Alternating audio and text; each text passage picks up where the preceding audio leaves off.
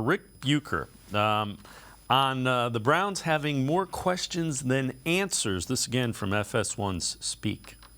Look at who they're up against, and look at all the talent that they have had. They're being slept on, deservedly, because they're the Cleveland Browns. And no matter what you put on the field, it doesn't seem to meet expectation. And I can look at so many parts of that outside of Deshaun Watson and have reservations. Are you guys sold on Kevin Stefanski as the head coach?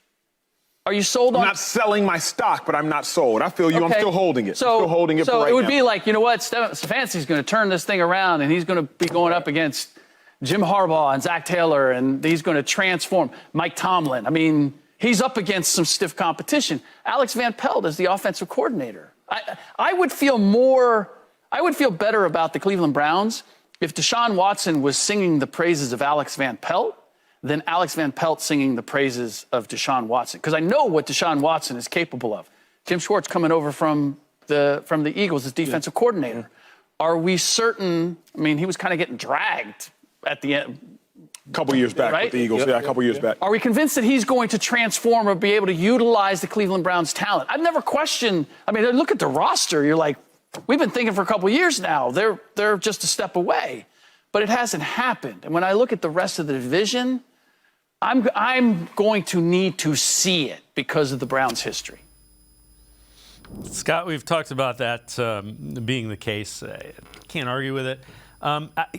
It's interesting with Kevin Stefanski. First year, Coach of the Year. Second year, kind of a COVID year. Third year, Deshaun Watson. There hasn't, I guess what I'm getting at, there hasn't been a quote-unquote normal offseason for him. So this is a huge year for Kevin Stefanski. Yeah, I mean, it is for a bunch of reasons, right? First full season with Deshaun Watson, missed the playoffs 2 years in a row. Like, coaches don't get to miss the playoffs 3 years in a row and stick around very often, right? That's just how the NFL works. So I think that's the reality. I think you're paying your quarterback $1 bazillion. You better get the most out of him. Your coach, he better like your coach. You better trust your coach. Your coach better use him, maximize his skill set, right? And I think that's one of the reasons we talked about this offense opening up is because you're paying the quarterback that much money. So, yeah, to me, of all those things that Bucher said, the Stefanski one hits home the most. Like, I think Van Pelt's good as a coordinator. I think Jim Schwartz, we talked about him, I think he's going to have a big impact. A lot of this falls on Kevin Stefanski. Number one is the head coach, and then number two is the guy that runs that offense. And I think he's done a fine job. I don't quibble with his play calling like a lot of people do, but that's a factor in it. It's head coach and coordinator / play caller.